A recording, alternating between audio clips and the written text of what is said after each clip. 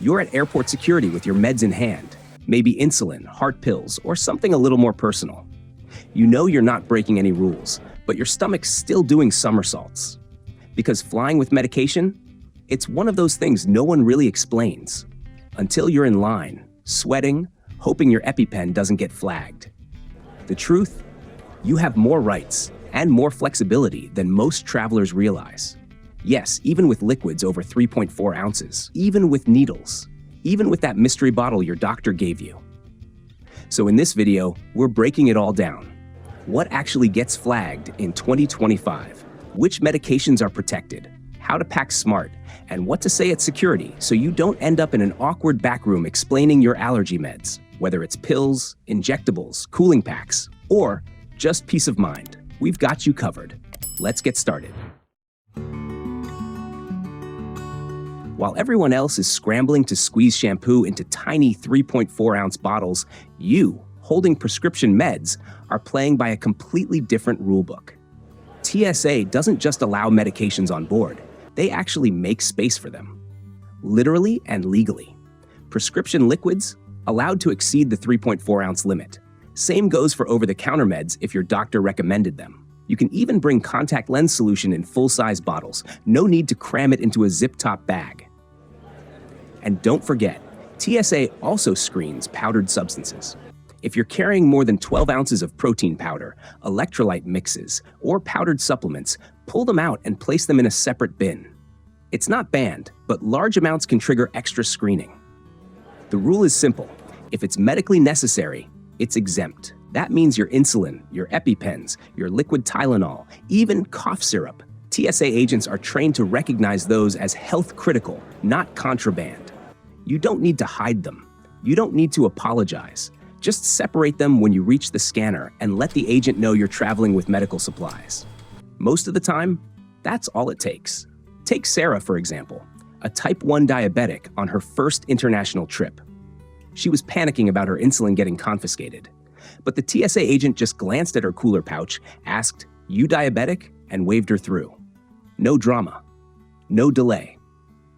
Turns out she'd spent days stressing over a process that took under 30 seconds. If you've never heard this before, that's not your fault. TSA doesn't exactly shout this from the rooftops. But once you know what's allowed and how to present it, you're already 10 steps ahead of the line. Just don't get too comfortable yet. Because even with these exceptions, there are still a few easy ways to mess this up.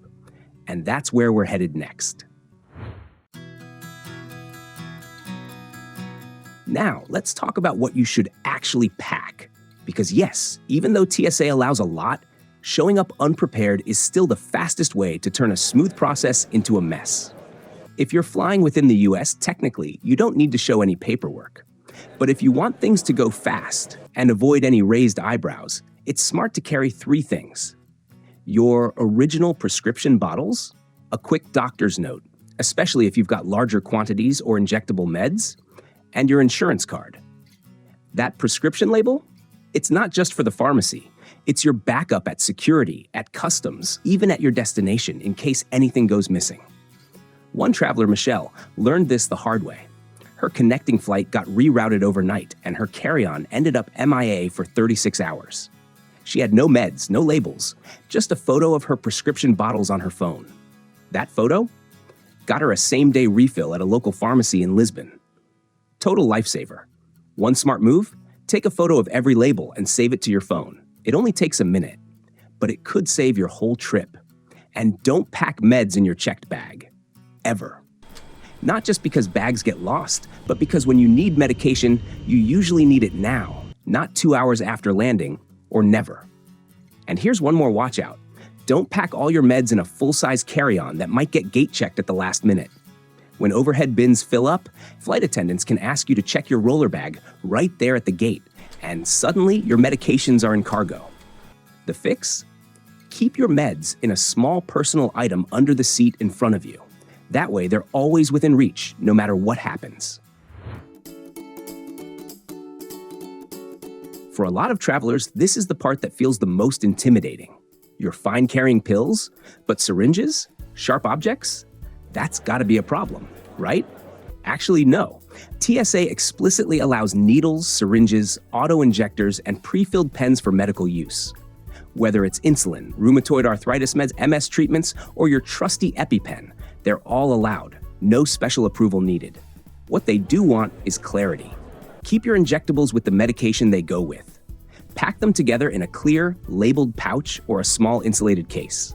That way, when you tell the agent, these are pre-filled syringes for my condition, you're showing, not just telling. Mark, who travels internationally with injectable meds for multiple sclerosis, used to carry a detailed letter from his doctor, a full printout of the prescription, and even had his diagnosis translated into 3 languages.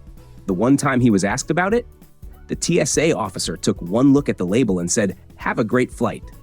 15 seconds. That's it. You don't need to over-explain, you just need to look organized. And yes, used needles are allowed too, as long as you pack them in a proper sharps container. Most travelers carry a small travel size one, or a puncture-proof case, just in case they need to dispose mid-trip. You won't be the first person bringing needles onto a plane, and you definitely won't be the last. So take a breath. This part's way simpler than people think. Let's be real, how you pack your meds can make or break your entire trip. It's not just about keeping things organized. It's about getting through security fast, avoiding damage, and making sure your meds actually work when you land. Rule number 1, keep everything together. Don't scatter pills in pockets or hide syringes in random pouches. TSA wants to see your medical supplies clearly. So put your meds, injectables, ice packs, whatever you've got into one dedicated bag. A clear toiletry case works great. Bonus points if it zips open flat, so you can lay it in the bin without fuss. If your meds are temperature sensitive, think insulin, growth hormone, biologics, you'll need to plan for cooling. The good news is, TSA allows gel packs, frozen packs, and even small amounts of dry ice for this exact reason. You just have to label it properly and separate it at screening. One popular hack? Frio wallets. These don't use ice or batteries. Just soak them in water, and they stay cool for hours through evaporative magic. They're lightweight, reusable, and TSA friendly. And here's a common mistake people make: packing meds so deep in your carry-on that you can't get to them. Then you get to the checkpoint, and you're digging around in your socks while 5 other people are watching you hold up the line. Not a good look. Keep it near the top, easy to grab. No awkward shuffling required. The smoother you make it for TSA, the faster they'll wave you through, and the less likely you'll have to explain what Ozempic is to a confused agent who just wants to go on lunch break. So you've packed everything right, your meds are clearly labeled, and your gel packs are still cold. Now comes the final boss, the TSA checkpoint. The best move? Speak up before they ask. As you approach the belt, just say calmly, "I'm traveling with medical supplies that may need separate screening." That one line does a lot. It sets the tone, it shows you're organized, and it gives the agent a heads up that what they're about to see isn't a mystery, it's medication. If they ask what it is, don't over-explain. A simple, "It's insulin for my diabetes," or "These are pre-filled syringes for arthritis," is usually more than enough. If everything's in its original packaging, labeled, and not leaking, most agents won't even blink. But occasionally, especially with liquids or cooling gear, you might get flagged for additional screening. That can mean swabbing your ice pack, asking you to open a bottle, or checking for chemical residue. It's not personal, it's protocol. And here's where most people get flustered, because when someone in uniform starts poking through your medical kit, it can feel invasive. But remember, you're not asking for a favor. You're exercising your right to travel with the meds you need. If you ever feel uncomfortable, you can ask for a private screening. You can request a supervisor. You can stay calm and still stay firm. And if you have a medical condition, a disability, or even just get overwhelmed going through TSA, there's a program called TSA Cares. It's designed to help. Just call or email them a few days before your flight, and they'll assign someone to guide you through the checkpoint with extra care, so you don't have to figure it out alone or feel rushed. TSA isn't out to stop you. They just want to understand what you're bringing, and when you make that part easy, the whole process goes a lot smoother. If you fly often and always travel with medications, TSA PreCheck might be one of the smartest upgrades you can make. You won't have to remove your shoes or laptop, and you'll usually glide through without extra questions about your meds. So walk in with confidence. You're not hiding anything. You're just flying smart. Flying within the US is one thing.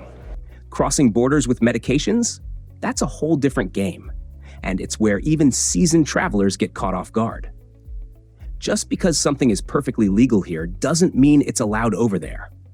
Medications like Adderall, pseudoephedrine, the active ingredient in Sudafed, or even Benadryl have landed travelers in trouble abroad, not because they were hiding anything, but because they didn't check first. Some countries treat certain ingredients as controlled substances. Others limit how much you can bring, even if you have a prescription. And in a few extreme cases, like Turkey, Egypt, or Malaysia, carrying unauthorized medication could lead to serious legal trouble. So how do you stay safe? Start by keeping everything in its original packaging, with a clear prescription label that matches your passport.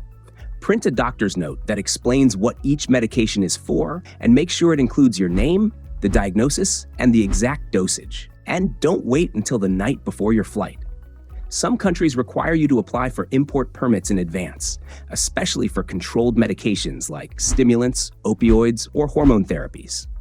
If that sounds like overkill, just ask the American executive who was detained in Japan for mailing herself pain meds and ended up in jail for 23 days.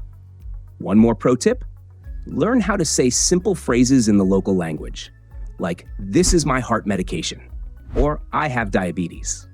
It doesn't have to be perfect, but it shows good faith, and sometimes that's all it takes to avoid a long delay at customs. International travel is incredible, but it's not the time to assume that your meds are welcome just because they were fine in Boston. Do your homework, carry the right documents, and pack like you might have to explain every item in your bag, because sometimes you will. Let's say your flight gets canceled, or your bag disappears somewhere between Frankfurt and Dubai, or you open your toiletry kit at the hotel and realize your meds are still sitting on your kitchen counter. It happens, more often than people admit, and when it does, panic sets in fast, especially if you rely on that medication every single day. That's why experienced travelers don't just pack what they need, they pack more than they need. Plan to bring at least 25 to 50% extra, enough to cover delays, detours, or days when everything goes sideways. Keep that extra supply separated in your carry-on, just in case part of your luggage gets lost or gate-checked at the last second. Have a medical info kit on hand, a full list of your medications, including dosage, what each one is for, and both the brand and generic names. Add your doctor's letter too. This isn't just for customs, it's your backup plan if you ever need care abroad.